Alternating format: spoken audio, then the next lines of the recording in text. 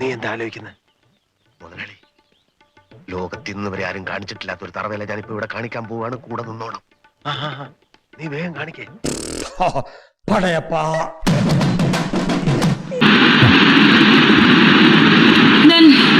എന്താ ഇത്? സരസു,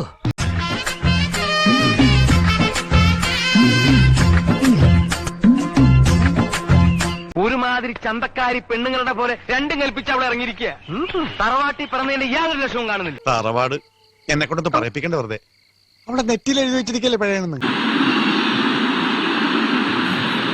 കടിക്കല്ലേ, മുറിഞ്ഞിരിക്കുക, പോലെ പോയിരിക്കുക.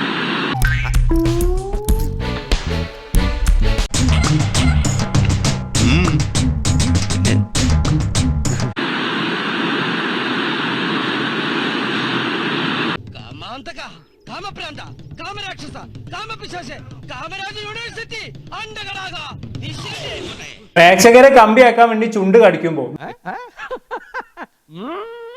തന്നെ മൂച്ചേട്ടെ ഒന്ന് പറഞ്ഞ രണ്ടാമത്തെ തുണി പൊക്കി കാണിക്കും. ഞാൻ ഇതിലും മേലെ ഇനിയിപ്പോ എന്ത് കാണിക്കാനാണ്? തുണി പറിച്ച് കാണിച്ചല്ലേ രേണു ചേച്ചി ഇന്ന് കാണുന്ന നിലയിലെത്തിയത്. ഓരോ ലൈവിലും മാറും വയറും കാണിക്കാൻ വേണ്ടി ചേച്ചി ഇങ്ങനെ വെമ്പല് കൊള്ളുകയാണ്. എന്റെ ഉള്ളിലുണ്ട് ചെറിയ ചെറിയ ജയങ്ങൾ ആഗ്രഹിക്കുന്ന ഒരു മനസ്സ്. അതെനിക്ക് തൃപ്തിപ്പെടുത്തിയേ പറ്റൂ. നാണമില്ലാത്ത നാറികളെ, എടാ എന്റെ ചുണ്ട് നിങ്ങൾ നോക്ക്. ഇത് കണ്ട? കണ്ട് കൊറേ നേരമായി ചുണ്ട് തന്നെ കണ്ടോണ്ടിരിക്കുന്നത്. ഇനിയും അതെന്നെ കാണിച്ച് വെറുപ്പിക്കല്ലേ. എന്താ അവക്ക് കുറയാനുള്ളത്? ചുണ്ടെല്ലാം പൊട്ടിയിരിക്കുകയാണ്. അപ്പൊ ഞാൻ അതാണ് ലൈവിൽ വന്ന് കാണിച്ചു തന്നത്. എന്നിട്ട് നല്ലോണം സെസ്കായിട്ട് ചുണ്ടുകൊണ്ട് എന്തൊക്കെയോ കാണിക്കുന്നതും കണ്ടിരുന്നല്ലോ. നാവക്കെട്ട് ചോറ്റി ഹൈസ് കണ്ടപ്പോ തന്നെ അറപ്പാണ് തോന്നിയിരുന്നത്. എന്നിട്ട് ഇപ്പൊ വന്നിരുന്ന് പറയുന്ന കേട്ടില്ലേ, ചുണ്ട് പൊട്ടിയത് കാണിച്ചതാണ് പോലും. വലക്ക.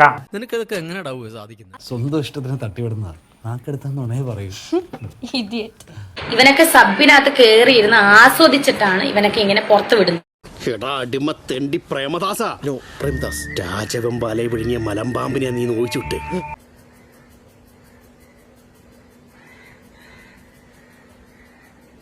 കണ്ടല്ലോ, മൊത്തമായി തുണി പറിച്ച് കാണിച്ചു കൊടുക്കില്ലെന്നേ ഉള്ളൂ. ഇതുപോലെ ഓരോ ശരീരഭാഗങ്ങളും ചില്ലറായി കാണിച്ചു കൊടുക്കപ്പെടും. എല്ലാരും വരുവിൻ, ആസ്വദിപ്പിൻ.